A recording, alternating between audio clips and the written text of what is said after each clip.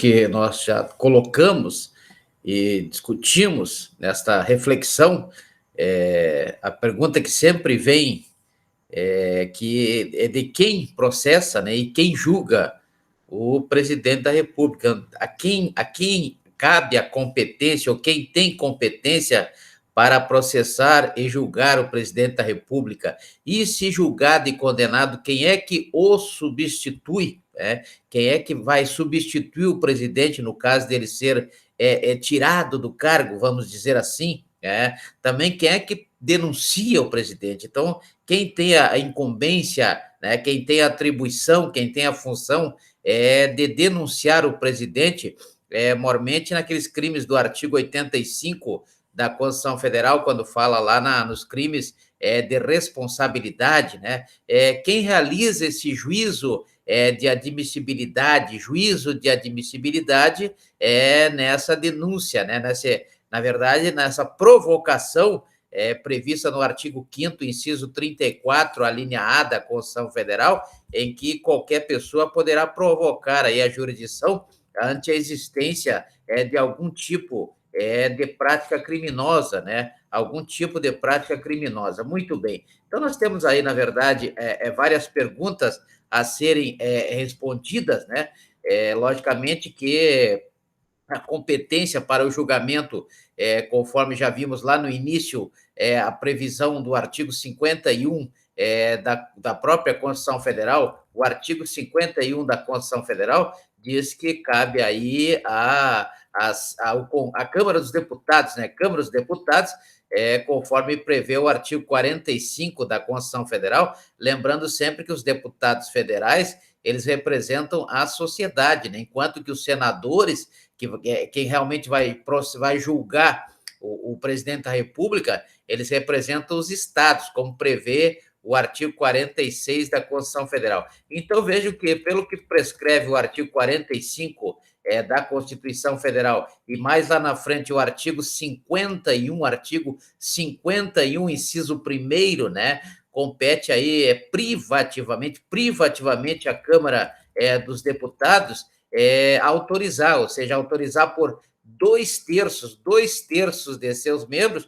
Temos aí 513 deputados, né? Então, 2/3 desses 513 que irão autorizar a instauração de um processo ou do devido processo legal, nos termos do que prescreve o artigo 5º, inciso 54 da Constituição Federal, contra o presidente da República por violar aquelas atribuições que lhes são pertinentes, conforme consta no artigo 76 e seguintes da Constituição Federal. Artigo 76 e seguintes da Constituição Federal. Então, um processo contra o presidente e também contra o vice-presidente da República, né, e os ministros de Estado, ou seja, da administração pública direta, né? Administração pública direta no seu sistema aí de desconcentração administrativa. Então, a administração pública direta, como prevê o artigo 37 caput da Constituição Federal, é composta aí pelo presidente, o vice-presidente e os ministros do Estado, mas eles só serão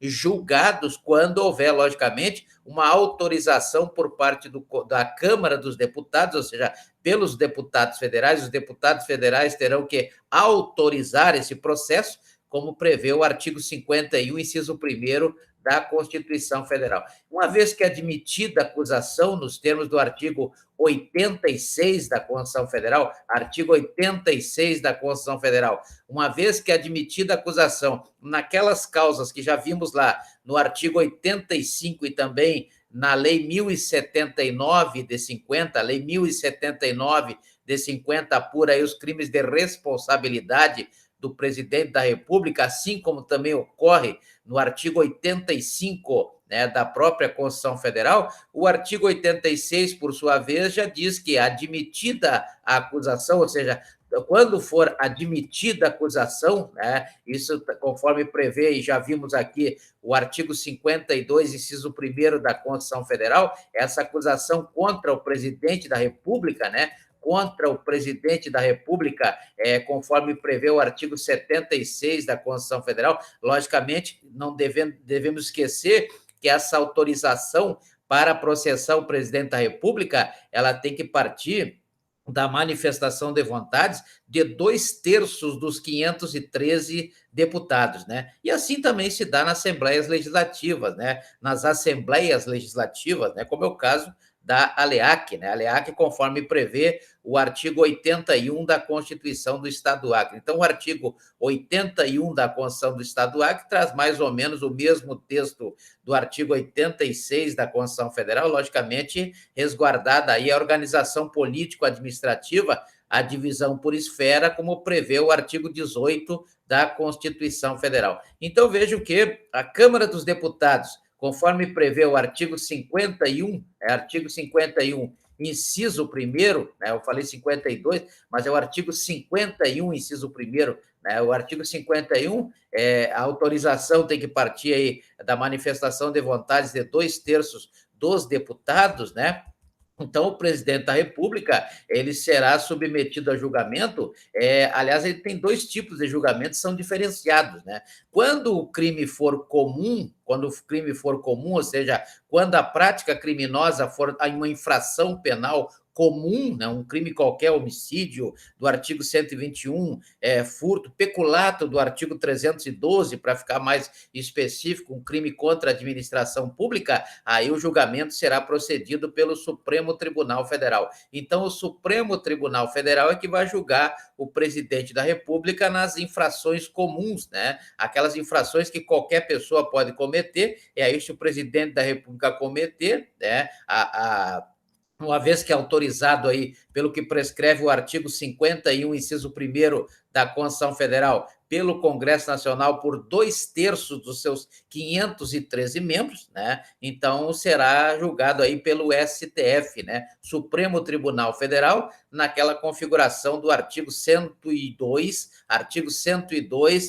da própria Constituição Federal. Agora, se for um crime de responsabilidade, um crime daqueles previstos lá no artigo 85 da Constituição Federal, ou mesmo da Lei 1079 de 1950, aí não será o Supremo Tribunal Federal, e sim será o Senado Federal, né? Será o Senado Federal que irá julgar o presidente da República nos crimes de responsabilidade. Crime comum, o STF. Crime de responsabilidade, o Senado Federal, como prevê o artigo 86, da própria Constituição Federal. A mesma regra aí vale para os governadores, né? Nós temos aí decisões jusrealistas, há decisões jusrealistas, como, por exemplo, a ação direta de inconstitucionalidade número 1634, aonde o STF, né, entendeu aí pela mesma maneira que entendeu no julgamento de uma medida cautelar, só que, por sua vez, na outra ação direta de inconstitucionalidade, número 1628, né? 1628, então isso demonstra que o STF já vinha com essa posição quanto à aplicabilidade do quórum, né? A aplicabilidade do quórum também é de 2/3 dos membros das assembleias legislativas, né? Logicamente, quando houver necessidade aí de deliberação sobre procedência da acusação contra, desta vez, o governador do estado, né? Então, vejam lá como acontece aqui no artigo 81 da Constituição do Estado do Acre. Então, essa ADIM 1634, a ADIM, Ação Direta de Inconstitucionalidade 1634, ela traz aí o mesmo procedimento para o julgamento, o processo e o julgamento dos governadores do estado deverá passar aí por 2/3 da manifestação dos membros componentes das assembleias legislativas. E quem é que julga o governador? Na verdade, vimos que o presidente da República, no crime comum, quem julga é o STF, né? No crime de responsabilidade, quem julga é o Senado Federal. Está lá no artigo 86 da Constituição Federal. Porém, no governador, quem julga